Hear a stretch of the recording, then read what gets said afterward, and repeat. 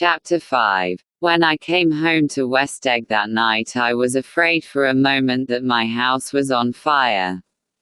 2 o'clock and the whole corner of the peninsula was blazing with light which fell unreal on the shrubbery and made thin elongating glints upon the roadside wires. Turning a corner, I saw that it was Gatsby's house, lit from tower to cellar. At first I thought it was another party, a wild rout that had resolved itself into hide-and-go-seek, or sardines in the box with all the house thrown open to the game. But there wasn't a sound. Only wind in the trees which blew the wires and made the lights go off and on again as if the house had winked into the darkness. As my taxi groaned away, I saw Gatsby walking toward me across his lawn. "Your place looks like the World's Fair," I said. "Does it?" He turned his eyes toward it absently. "I have been glancing into some of the rooms. Let's go to Coney Island, old sport." "In my car." "It's too late." "Well, suppose we take a plunge in the swimming pool. I haven't made use of it all summer. I've got to go to bed." "All right." He waited, looking at me with suppressed eagerness. "I talked with Miss Baker," I said after a moment. "I'm going to call up Daisy tomorrow and invite her over here to tea." "Oh, that's all right," he said carelessly. "I don't want to put you to any trouble. What day would suit you?" "What day would suit you?" He corrected me quickly. "I don't want to put you to any trouble, you see." "How about the day after tomorrow?" He considered for a moment. Then, with reluctance, "I want to get the grass cut," he said. We both looked at the grass. There was a sharp line where my ragged lawn ended and the darker, well-kept expanse of his began. I suspected that he meant my grass. "There's another little thing," he said uncertainly, and hesitated. "Would you rather put it off for a few days?" I asked. "Oh, it isn't about that." At least, he fumbled with a series of beginnings. "Why?" I thought, "why? Look here, old sport, you don't make much money, do you?" "Not very much." This seemed to reassure him and he continued more confidently. "I thought you didn't, if you'll pardon you see, I carry on a little business on the side, a sort of sideline, you understand. And I thought that if you don't make very much, you're selling bonds, aren't you, old sport?" "Trying to. Well, this would interest you. It wouldn't take up much of your time and you might pick up a nice bit of money. It happens to be a rather confidential sort of thing.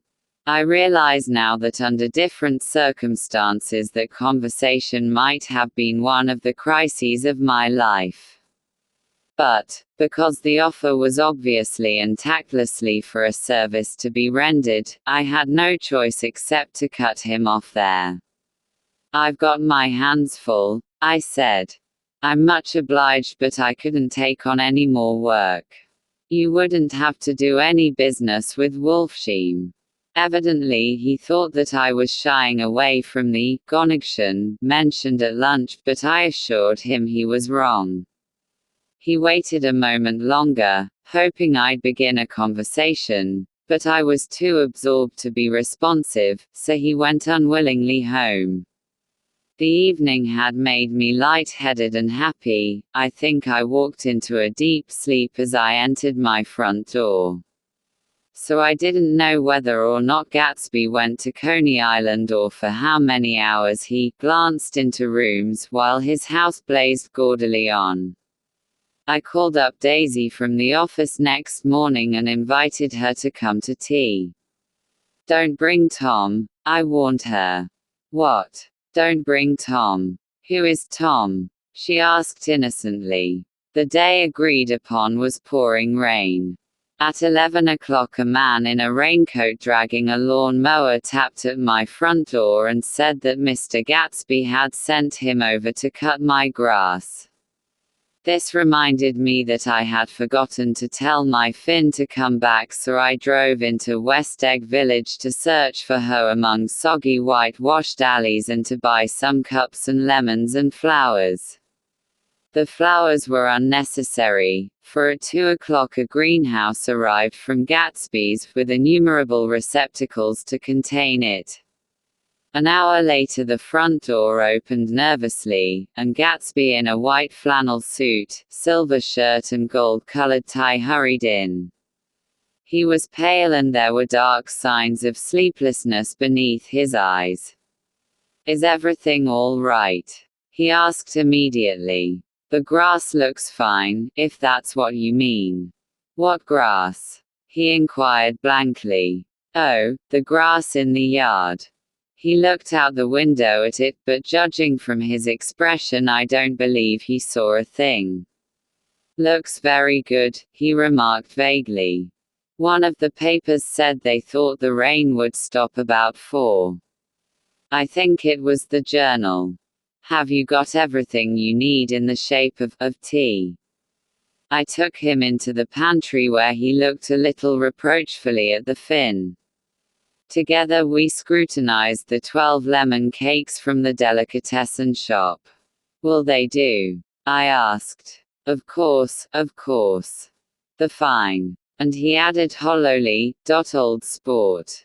The rain cooled about 3:30 to a damp mist through which occasional thin drops swam like dew. Gatsby looked with vacant eyes through a copy of Clay's Economics, starting at the finished tread that shook the kitchen floor and peering toward the bleared windows from time to time as if a series of invisible but alarming happenings were taking place outside. Finally he got up and informed me in an uncertain voice that he was going home. "Why's that?" "Nobody's coming to tea. It's too late." He looked at his watch as if there was some pressing demand on his time elsewhere. "I can't wait all day." "Don't be silly, it's just 2 minutes to 4. He Saturday down, miserably, as if I had pushed him, and simultaneously there was the sound of a motor turning into my lane. We both jumped up and, a little harrowed myself, I went out into the yard. Under the dripping bare lilac trees a large open car was coming up the drive. It stopped. Daisy's face, tipped sideways beneath a 3-cornered lavender hat, looked out at me with a bright ecstatic smile. "Is this absolutely where you live, my dearest one?" The exhilarating ripple of her voice was a wild tonic in the rain. I had to follow the sound of it for a moment, up and down, with my ear alone before any words came through. A damp streak of hair lay like a dash of blue paint across her cheek and her hand was wet with glistening drops as I took it to help her from the car. "Are you in love with me?" she said low in my ear. "Or why did I have to come alone? That's the secret of Castle Rackrent. Tell your chauffeur to go far away and spend an hour.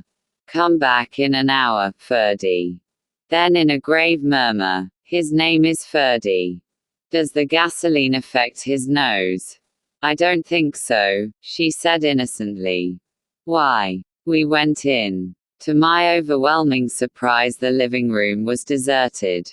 "Well, that's funny," I exclaimed. "What's funny?" She turned her head as there was a light, dignified knocking at the front door. I went out and opened it. Gatsby, pale as death, with his hands plunged like weights in his coat pockets, was standing in a puddle of water glaring tragically into my eyes. With his hands still in his coat pockets he stalked by me into the hall, turned sharply as if he were on a wire and disappeared into the living room. It wasn't a bit funny. Aware of the loud beating of my own heart I pulled the door to against the increasing rain. For half a minute there wasn't a sound. Then from the living room I heard a sort of choking murmur and part of a laugh followed by Daisy's voice on a clear artificial note. "I certainly am awfully glad to see you again." A pause. It endured horribly. I had nothing to do in the hall, so I went into the room. Gatsby, his hands still in his pockets, was reclining against the mantelpiece in a strained counterfeit of perfect ease, even of boredom. His head leaned back so far that it rested against the face of a defunct mantelpiece clock, and from this position his distraught eyes stared down at Daisy, who was sitting frightened but graceful on the edge of a stiff chair. "We've met before," muttered Gatsby. His eyes glanced momentarily at me and his lips parted with an abortive attempt at a laugh. Luckily the clock took this moment to tilt dangerously at the pressure of his head, whereupon he turned and caught it with trembling fingers and set it back in place. Then he sat down, rigidly, his elbow on the arm of the sofa and his chin in his hand. "I'm sorry about the clock," he said. My own face had now assumed a deep tropical burn. I couldn't muster up a single commonplace out of the 1,000 in my head. "It's an old clock," I told him idiotically. I think we all believed for a moment that it had smashed in pieces on the floor. "We haven't met for many years," said Daisy, her voice as matter-of-fact as it could ever be. 5 years next November." The automatic quality of Gatsby's answer set us all back at least another minute. I had them both on their feet with the desperate suggestion that they help me make tea in the kitchen when the demoniac Finn brought it in on a tray. Amid the welcome confusion of cups and cakes, a certain physical decency established itself. Gatsby got himself into a shadow, and while Daisy and I talked, looked conscientiously from one to the other of us with tense, unhappy eyes. However, as calmness wasn't an end in itself, I made an excuse at the first possible moment and got to my feet. "Where are you going?" demanded Gatsby in immediate alarm. "I'll be back. I've got to speak to you about something before you go." He followed me wildly into the kitchen, closed the door and whispered, "Oh, God," in a miserable way. "What's the matter?" "This is a terrible mistake," he said, shaking his head from side to side. "A terrible, terrible mistake. You're just embarrassed, that's all." And luckily, I added, Daisy's embarrassed too. "She's embarrassed," he repeated incredulously. "Just as much as you are.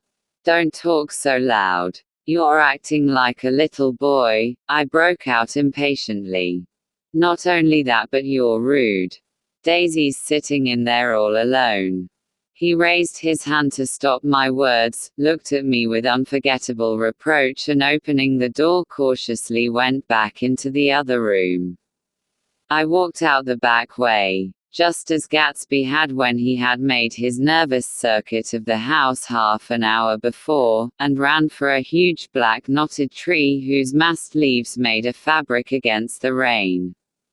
Once more it was pouring, and my irregular lawn, well shaved by Gatsby's gardener, abounded in small muddy swamps and prehistoric marshes. There was nothing to look at from under the tree except Gatsby's enormous house, so I stared at it, like Kant at his church steeple, for half an hour. A brewer had built it early in the period craze, a decade before, and there was a story that he'd agreed to pay 5 years' taxes on all the neighboring cottages if the owners would have their roofs thatched with straw. Perhaps their refusal took the heart out of his plan to found a family. He went into an immediate decline. His children sold his house with the black wreath still on the door. Americans, while occasionally willing to be serfs, have always been obstinate about being peasantry. After half an hour the sun shone again and the grocer's automobile rounded Gatsby's drive with the raw material for his servant's dinner. I felt sure he wouldn't eat a spoonful. A maid began opening the upper windows of his house, appeared momentarily in each, and, leaning from a large central bay, spat meditatively into the garden. It was time I went back. While the rain continued, it had seemed like the murmur of their voices, rising and swelling a little, now and then, with gusts of emotion. But in the new silence I felt that silence had fallen within the house too. I went in, after making every possible noise in the kitchen short of pushing over the stove, but I don't believe they heard a sound. They were sitting at either end of the couch looking at each other as if some question had been asked or was in the air, and every vestige of embarrassment was gone. Daisy's face was smeared with tears, and when I came in she jumped up and began wiping at it with her handkerchief before a mirror. But there was a change in Gatsby that was simply confounding. He literally glowed. Without a word or a gesture of exultation, a new well-being radiated from him and filled the little room. "Oh, hello, old sport," he said, as if he hadn't seen me for years. I thought for a moment he was going to shake hands. "It's stopped raining. Has it?" When he realized what I was talking about, that there were twinkle bells of sunshine in the room, he smiled like a weatherman, like an ecstatic patron of recurrent light, and repeated the news to Daisy. "What do you think of that? It's stopped raining. I'm glad, Jay." Her throat, full of aching, grieving beauty, told only of her unexpected joy. "I want you and Daisy to come over to my house," he said. "I'd like to show her around." "You're sure you want me to come?" "Absolutely, old sport." Daisy went upstairs to wash her face, too late I thought, with humiliation of my towels, while Gatsby and I waited on the lawn. "My house looks well, doesn't it?" he demanded. "See how the whole front of it catches the light." I agreed that it was splendid. "Yes." His eyes went over it, every arched door and square tower. "It took me just 3 years to earn the money that bought it." "I thought you inherited your money." "I did, old sport," he said automatically, "but I lost most of it in the big panic, the panic of the war." I think he hardly knew what he was saying, for when I asked him what business he was in he answered, "That's my affair," before he realized that it wasn't the appropriate reply. "Oh, I've been in several things," he corrected himself. "I was in the drug business and then I was in the oil business. But I'm not in either one now." He looked at me with more attention. "Do you mean you've been thinking over what I proposed the other night?" Before I could answer, Daisy came out of the house and 2 rows of brass buttons on her dress gleamed in the sunlight. "That huge place there," she cried, pointing. "Do you like it?" "I love it, but I don't see how you live there all alone." "I keep it always full of interesting people, night and day. People who do interesting things. Celebrated people." Instead of taking the shortcut along the Sound, we went down the road and entered by the big postern.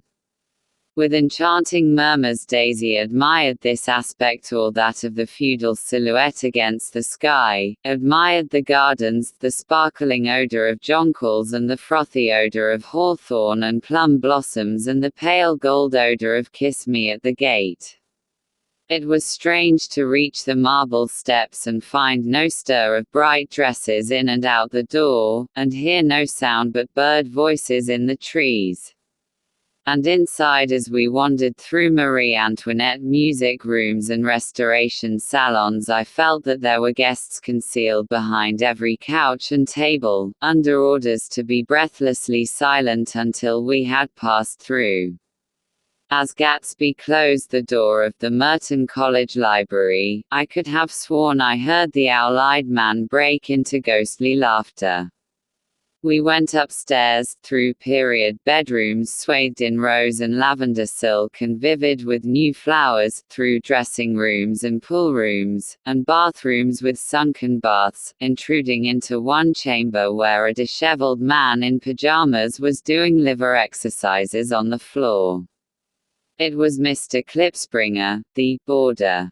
I had seen him wandering hungrily about the beach that morning. Finally we came to Gatsby's own apartment, a bedroom and a bath and an Adam's study, where we Saturday down and drank a glass of some chartreuse he took from a cupboard in the wall. He hadn't once ceased looking at Daisy, and I think he revalued everything in his house according to the measure of response it drew from her well-loved eyes. Sometimes, too, he stared around at his possessions in a dazed way, as though in her actual and astounding presence none of it was any longer real. Once he nearly toppled down a flight of stairs. His bedroom was the simplest room of all, except where the dresser was garnished with a toilet set of pure dull gold. Daisy took the brush with delight and smoothed her hair, whereupon Gatsby Saturday down and shaded his eyes and began to laugh. "It's the funniest thing, old sport," he said hilariously. "I can't when I try to." He had passed visibly through 2 states and was entering upon a third.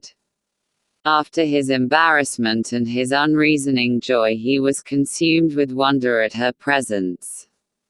He had been full of the idea so long, dreamed it right through to the end, waited with his teeth set, so to speak, at an inconceivable pitch of intensity. Now, in the reaction, he was running down like an overwound clock. Recovering himself in a minute, he opened for us 2 hulking patent cabinets which held his massed suits and dressing gowns and ties, and his shirts, piled like bricks in stacks a dozen high. "I've got a man in England who buys me clothes. He sends over a selection of things at the beginning of each season, spring and fall." He took out a pile of shirts and began throwing them, one by one, before us, shirts of sheer linen and thick silk and fine flannel which lost the folds as they fell and covered the table in many-colored disarray. While we admired, he brought more, and the soft rich heap mounted higher, shirts with stripes and scrolls and plaids in coral and apple green and lavender and faint orange with monograms of Indian blue. Suddenly, with a strained sound, Daisy bent her head into the shirts and began to cry stormily. "They're such beautiful shirts," she sobbed, her voice muffled in the thick folds. "It makes me sad because I've never seen such beautiful shirts before." After the house, we were to see the grounds and the swimming pool, and the hydroplane and the midsummer flowers, but outside Gatsby's window it began to rain again, so we stood in a row looking at the corrugated surface of the Sound. "If it wasn't for the mist we could see your home across the bay," said Gatsby. "You always have a green light that burns all night at the end of your dock." Daisy put her arm through his abruptly, but he seemed absorbed in what he had just said. Possibly it had occurred to him that the colossal significance of that light had now vanished forever. Compared to the great distance that had separated him from Daisy, it had seemed very near to her, almost touching her. It had seemed as close as a star to the moon. Now it was again a green light on a dock. His count of enchanted objects had diminished by 1. I began to walk about the room, examining various indefinite objects in the half-darkness. A large photograph of an elderly man in yachting costume attracted me, hung on the wall over his desk. "Who's this?" That's Mr. Dan Cody, old sport." The name sounded faintly familiar. "He's dead now." He used to be my best friend years ago. There was a small picture of Gatsby, also in yachting costume, on the bureau, Gatsby with his head thrown back defiantly, taken apparently when he was about 18. "I adore it," exclaimed Daisy. "The pompadour. You never told me you had a pompadour, or a yacht." "Look at this," said Gatsby quickly. "Here's a lot of clippings, about you." They stood side by side examining it.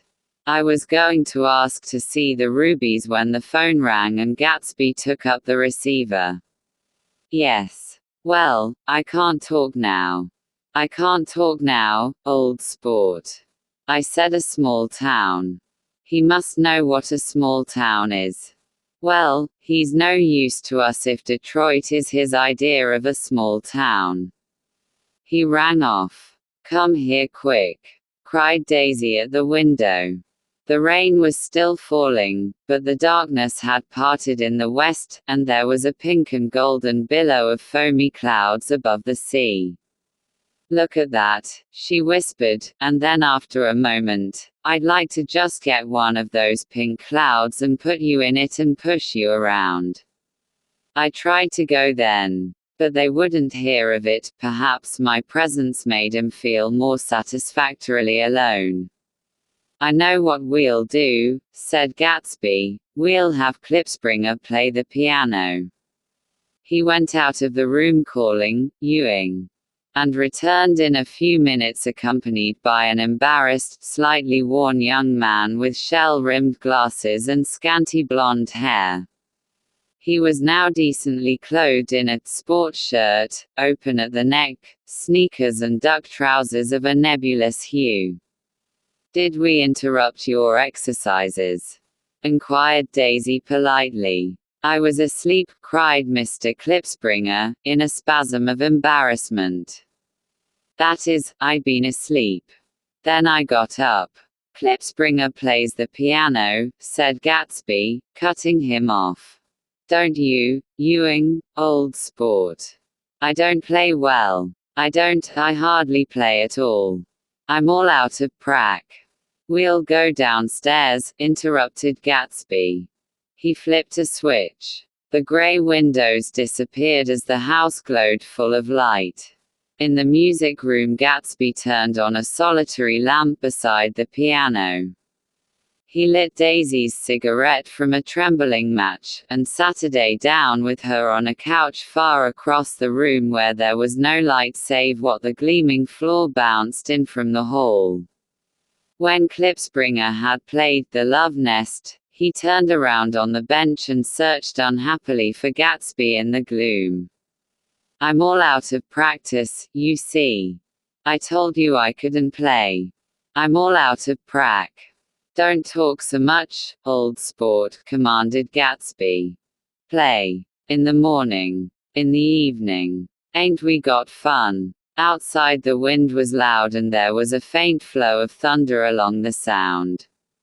All the lights were going on in West Egg now. The electric trains, men carrying, were plunging home through the rain from New York.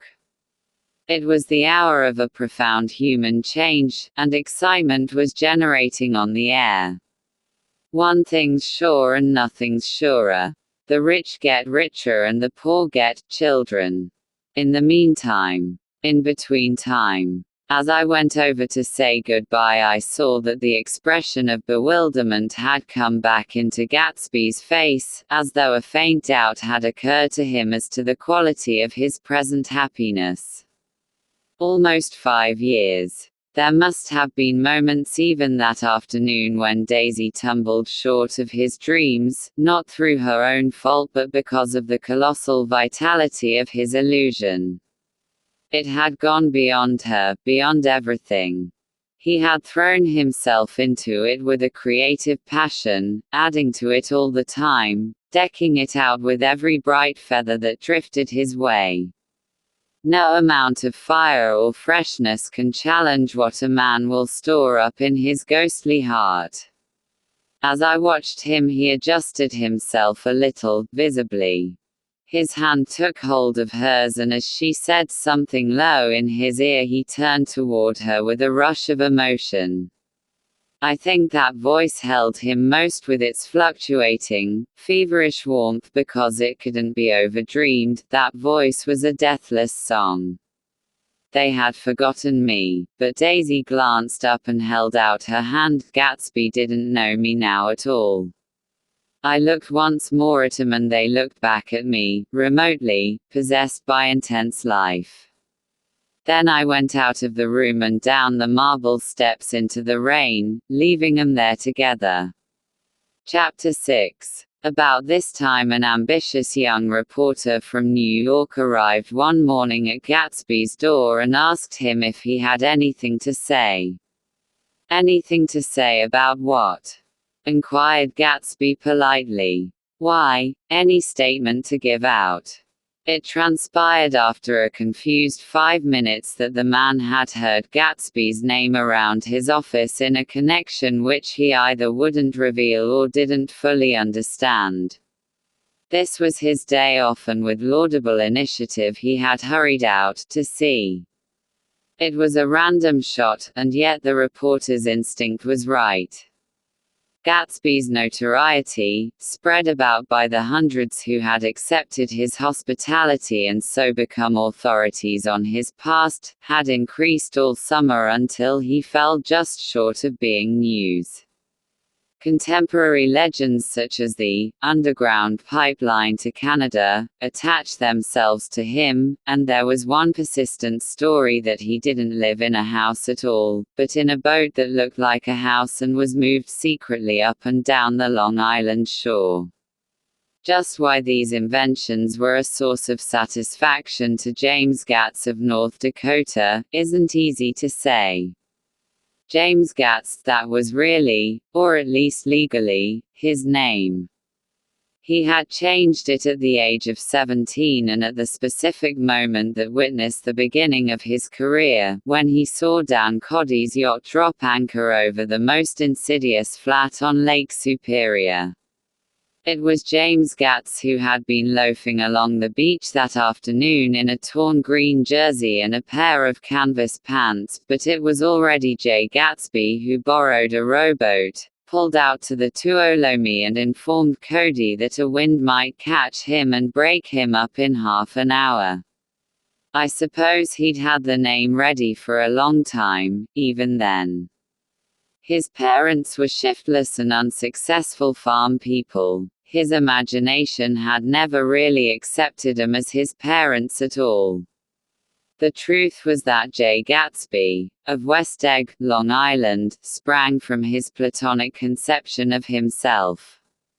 He was a son of God, a phrase which, if it means anything, means just that, and he must be about his father's business, the service of a vast, vulgar and meretricious beauty. So he invented just the sort of Jay Gatsby that a 17-year-old boy would be likely to invent, and to this conception he was faithful to the end.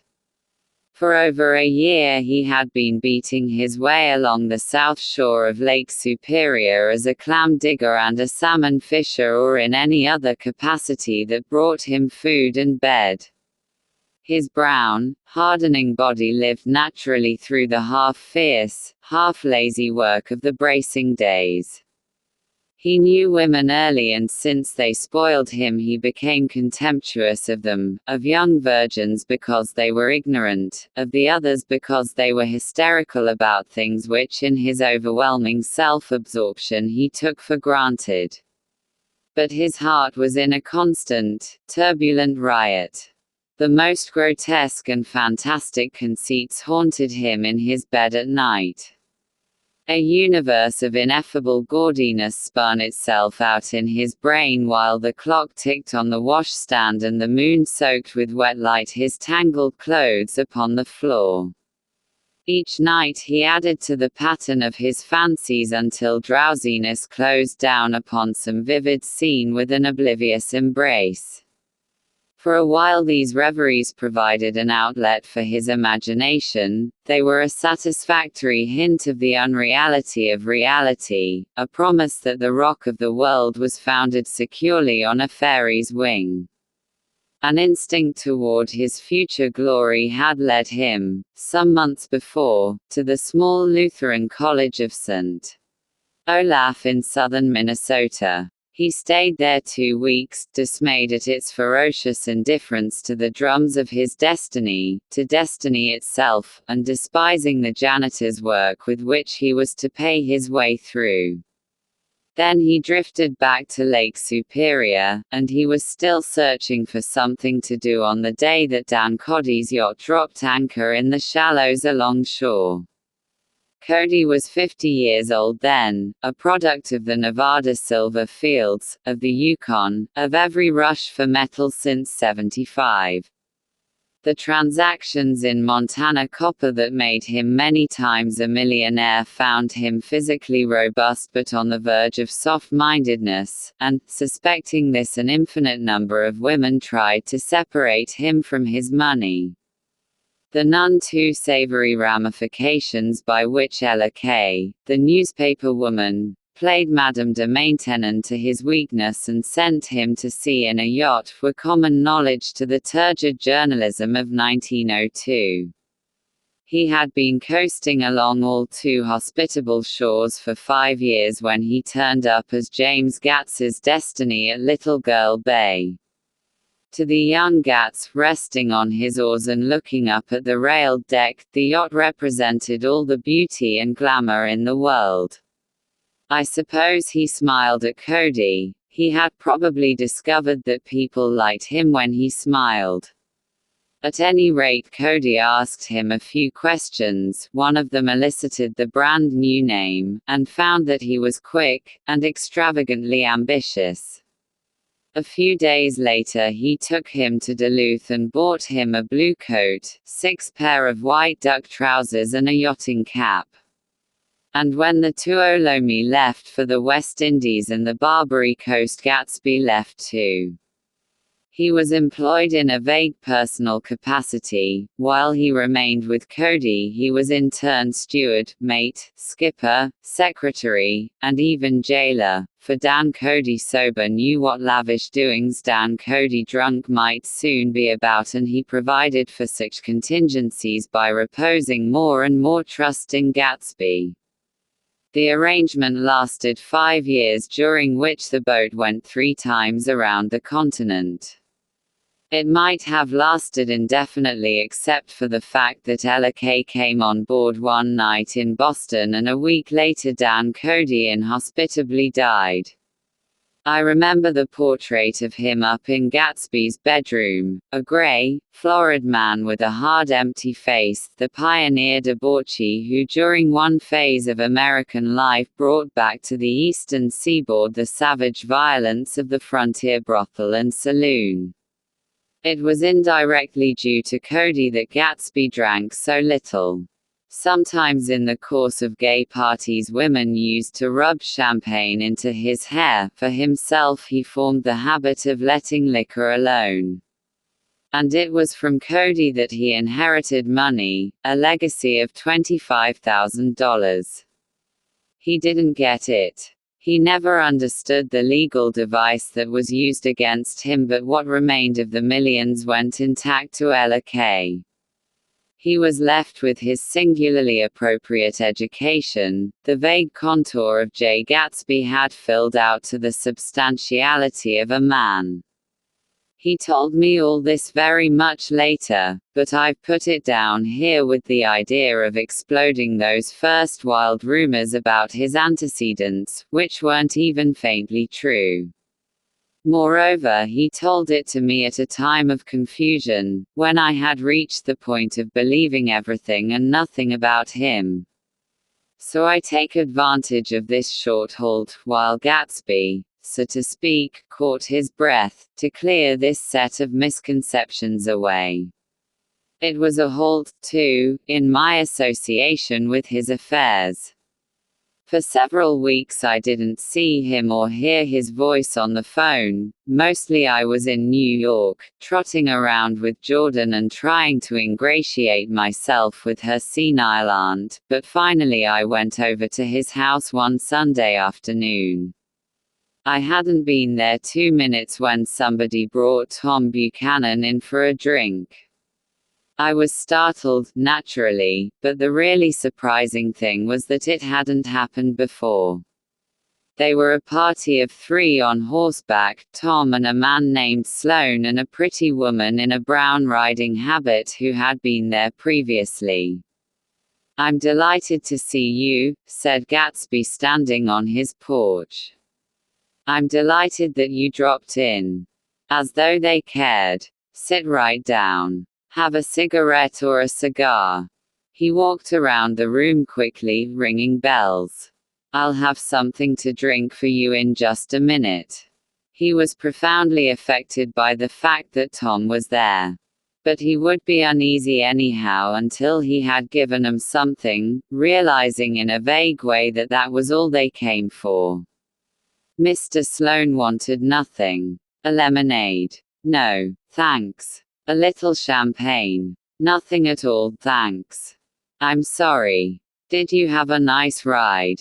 "Very good roads around here." "I suppose the automobiles?" "Yeah." Moved by an irresistible impulse, Gatsby turned to Tom, who had accepted the introduction as a stranger. "I believe we've met somewhere before, Mr. Buchanan." "Oh, yes," said Tom, gruffly polite but obviously not remembering. "So we did. I remember very well. About 2 weeks ago." "That's right. You were with Nick here." "I know your wife," continued Gatsby, almost aggressively. "That's so." Tom turned to me. "You live near here, Nick?" "Next door." "That's so." Mr. Sloane didn't enter into the conversation but lounged back haughtily in his chair. The woman said nothing either, until unexpectedly, after 2 highballs, she became cordial. "We'll all come over to your next party, Mr. Gatsby," she suggested. "What do you say?" "Certainly. I'd be delighted to have you." "Beaver, nice," said Mr. Sloane, without gratitude. "Well, think ought to be starting home." "Please don't hurry," Gatsby urged him. He had control of himself now and he wanted to see more of Tom. Why don't you stay for supper? I wouldn't be surprised if some other people dropped in from New York." "You come to supper with me," said the lady enthusiastically. "Both of you." This included me. Mr. Sloane got to his feet. "Come along," he said, but to her only. "I mean it," she insisted. "I'd love to have you. Lots of room." Gatsby looked at me questioningly. He wanted to go and he didn't see that Mr. Sloane had determined he shouldn't. "I'm afraid I won't be able to," I said. "Well, you come," she urged, concentrating on Gatsby. Mr. Sloane murmured something close to her ear. "We won't be late if we start now," she insisted aloud.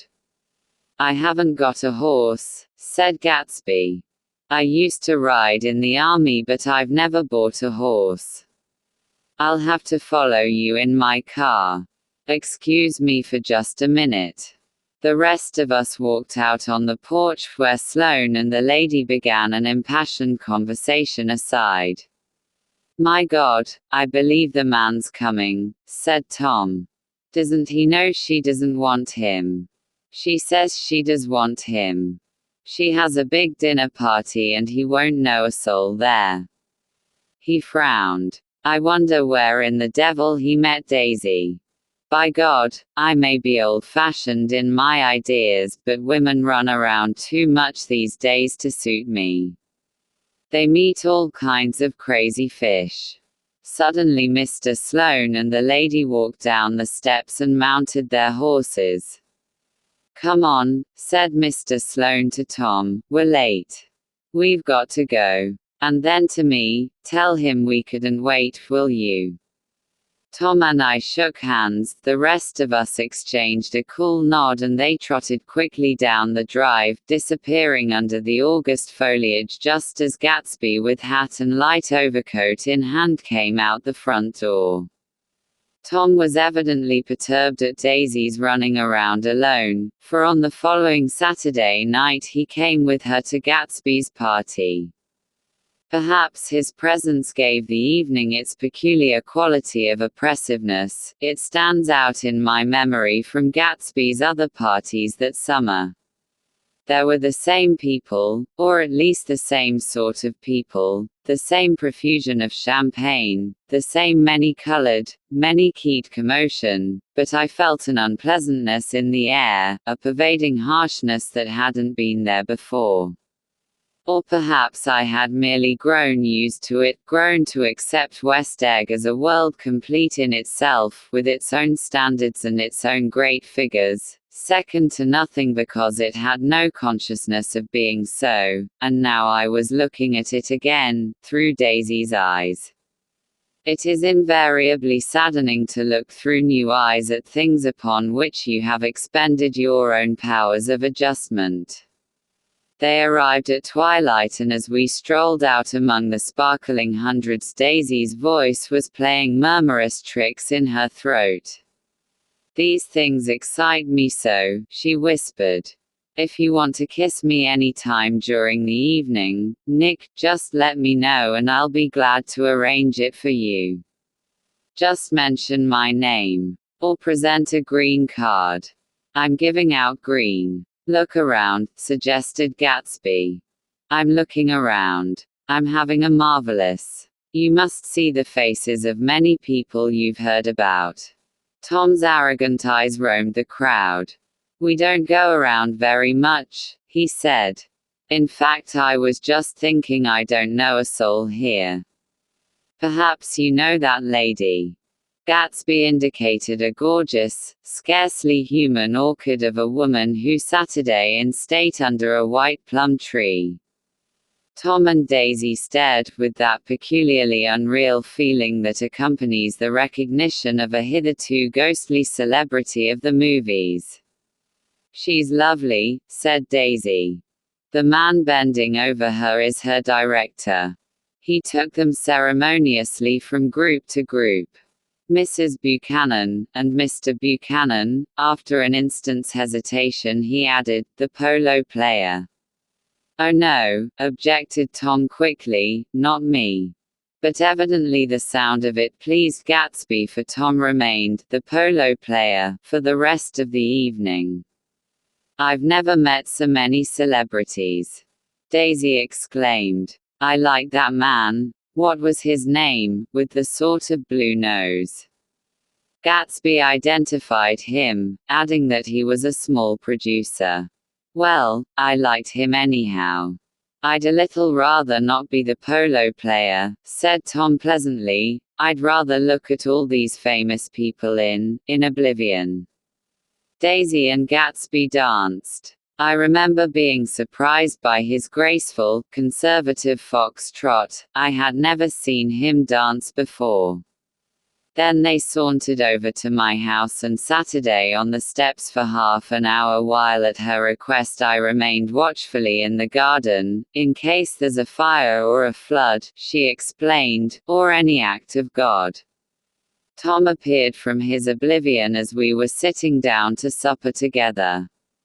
"Do you mind if I eat with some people over here?" he said. "A fellow's getting off some funny stuff." "Go ahead," answered Daisy genially, "and if you want to take down any addresses, here's my little gold pencil."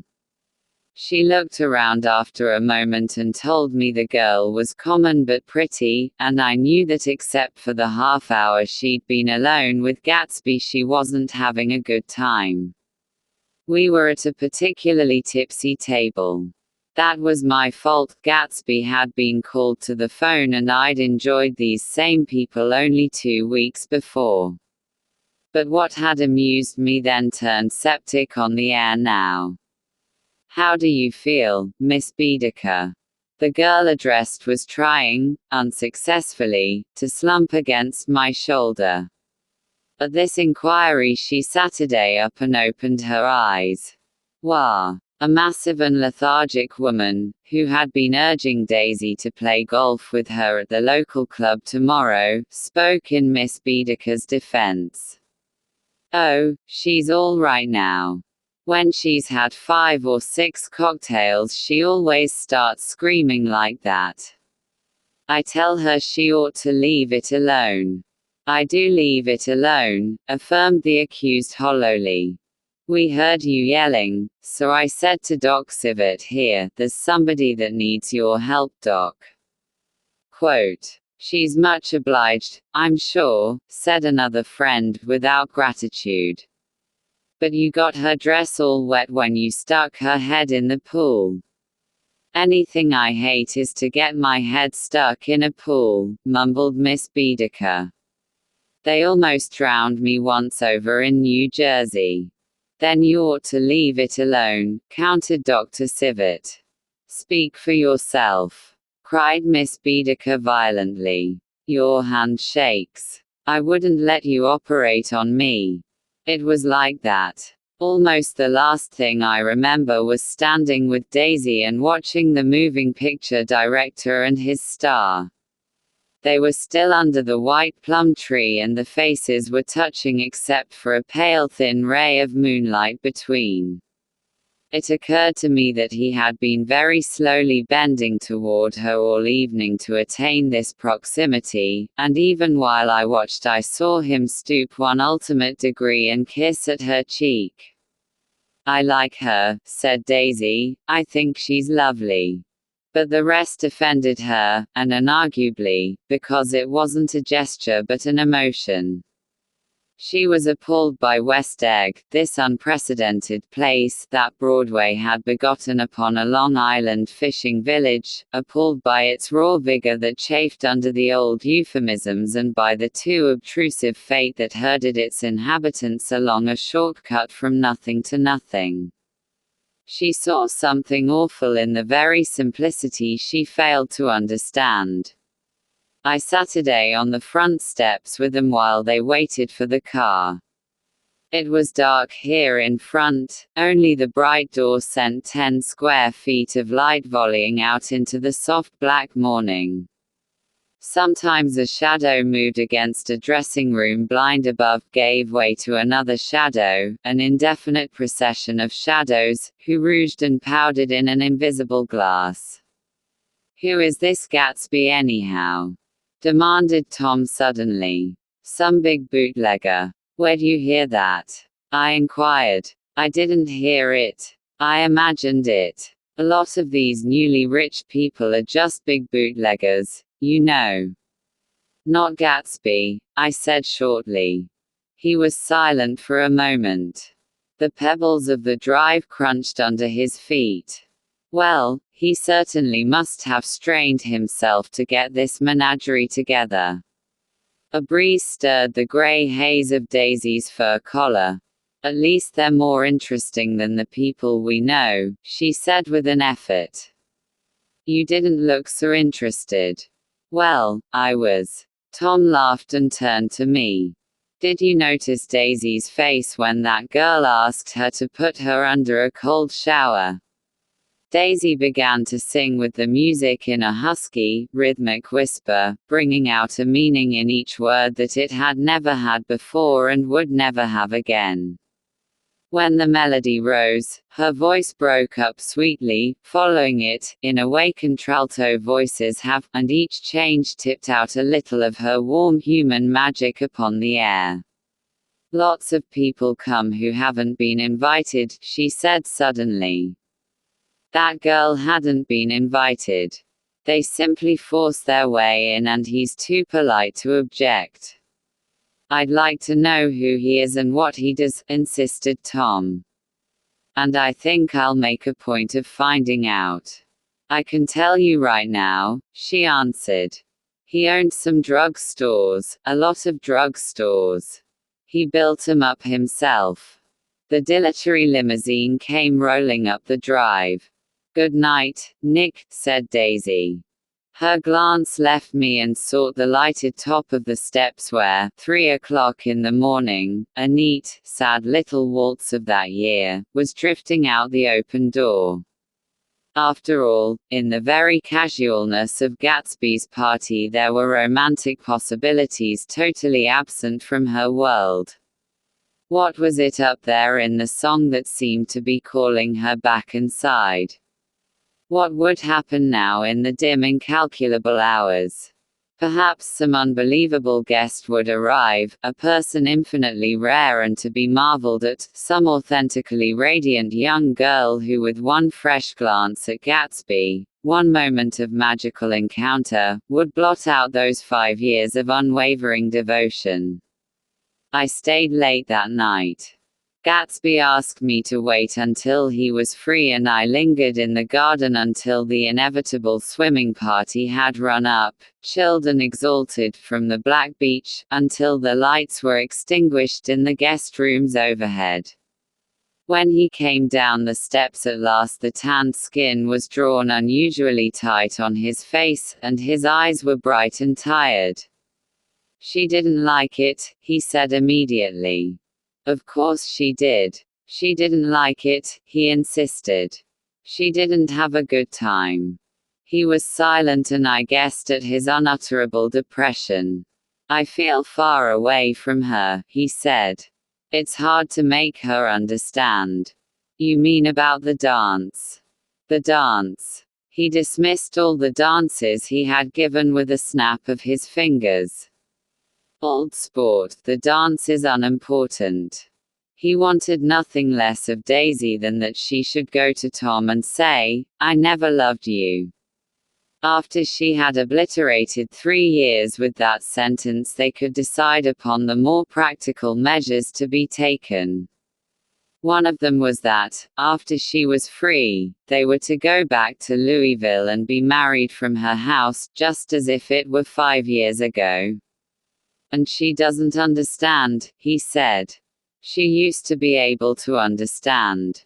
We'd sit for hours." He broke off and began to walk up and down a desolate path of fruit rinds and discarded favors and crushed flowers. "I wouldn't ask too much of her," I ventured. "You can't repeat the past." "Can't repeat the past?" he cried incredulously. "Why, of course you can." He looked around him wildly, as if the past were lurking here in the shadow of his house, just out of reach of his hand. "I'm going to fix everything just the way it was before," he said, nodding determinedly. "She'll see." He talked a lot about the past and I gathered that he wanted to recover something, some idea of himself perhaps, that had gone into loving Daisy. His life had been confused and disordered since then, but if he could once return to a certain starting place and go over it all slowly, he could find out what that thing was. One autumn night, 5 years before, they had been walking down the street when the leaves were falling, and they came to a place where there were no trees and the sidewalk was white with moonlight. They stopped here and turned toward each other. Now it was a cool night with that mysterious excitement in it which comes at the 2 changes of the year. The quiet lights in the houses were humming out into the darkness and there was a stir and bustle among the stars. Out of the corner of his eye Gatsby saw that the blocks of the sidewalk really formed a ladder and mounted to a secret place above the trees. He could climb to it, if he climbed alone, and once there he could suck on the pap of life, gulp down the incomparable milk of wonder. His heart beat faster and faster as Daisy's white face came up to his own. He knew that when he kissed this girl, and forever wed his unutterable visions to her perishable breath, his mind would never romp again like the mind of God. So he waited, listening for a moment longer to the tuning fork that had been struck upon a star.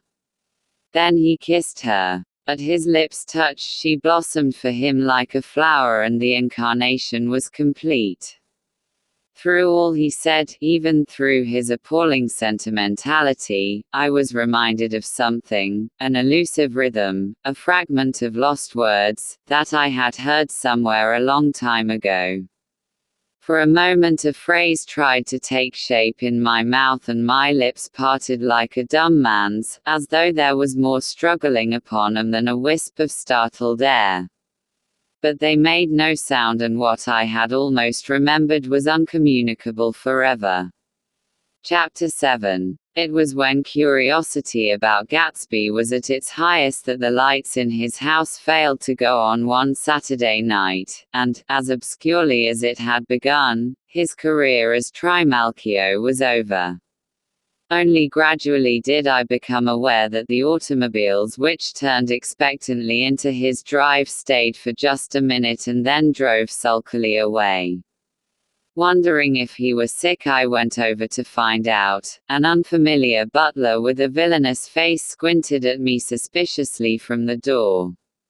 "Is Mr. Gatsby sick?" "Nope." After a pause he added, "Sir," in a dilatory, grudging way. I hadn't seen him around, and I was rather worried. "Tell him Mr. Carraway came over." "Who?" he demanded rudely. "Carraway." "Carraway. All right, I'll tell him." Abruptly he slammed the door. My Finn informed me that Gatsby had dismissed every servant in his house a week ago and replaced them with half a dozen others, who never went into West Egg Village to be bribed by the tradesmen, but ordered moderate supplies over the telephone. The grocery boy reported that the kitchen looked like a pigsty, and the general opinion in the village was that the new people weren't servants at all. Next day Gatsby called me on the phone. "Going away?" I inquired.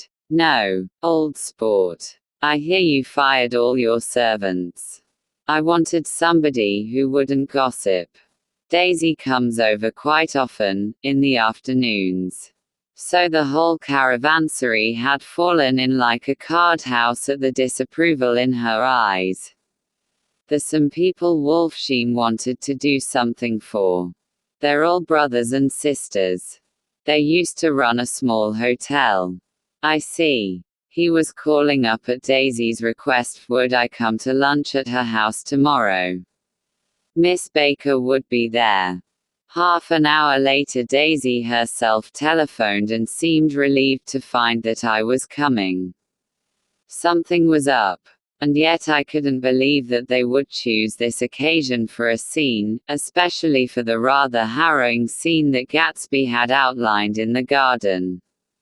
The next day was broiling, almost the last, certainly the warmest, of the summer. As my train emerged from the tunnel into sunlight, only the hot whistles of the National Biscuit Company broke the simmering hush at noon. The straw seats of the car hovered on the edge of combustion. The woman next to me perspired delicately for a while into her white shirtwaist, and then, as her newspaper dampened under her fingers, lapsed despairingly into deep heat with a desolate cry. Her pocketbook slapped to the floor. "Oh, my," she gasped. I picked it up with a weary bend and handed it back to her, holding it at arm's length and by the extreme tip of the corners to indicate that I had no designs upon it, but everyone nearby, including the woman, suspected me just the same. "Hot," said the conductor to familiar faces. "Some weather. Hot, hot, hot. Is it hot enough for you? Is it hot? Is it?" My commutation ticket came back to me with a dark stain from his hand. That anyone should care in this heat, whose flushed lips he kissed, whose head made damp the pajama pocket over his heart. ... Through the hall of the Buchanan's house blew a faint wind, carrying the sound of the telephone bell out to Gatsby and me as we waited at the door. "The master's body," roared the butler into the mouthpiece. "I'm sorry, madam, but we can't furnish it, it's far too hot to touch this noon." What he really said was, yes, yes. I'll see. He set down the receiver and came toward us, glistening slightly, to take our stiff straw hats. Madam expects you in the salon, he cried, needlessly indicating the direction. In this heat every extra gesture was an affront to the common store of life. The room, shadowed well with awnings, was dark and cool. Daisy and Jordan lay upon an enormous couch, like silver idols, weighing down their own white dresses against the singing breeze of the fans. We can't move, they said together. Jordan's fingers, powdered white over the tan, rested for a moment in mine.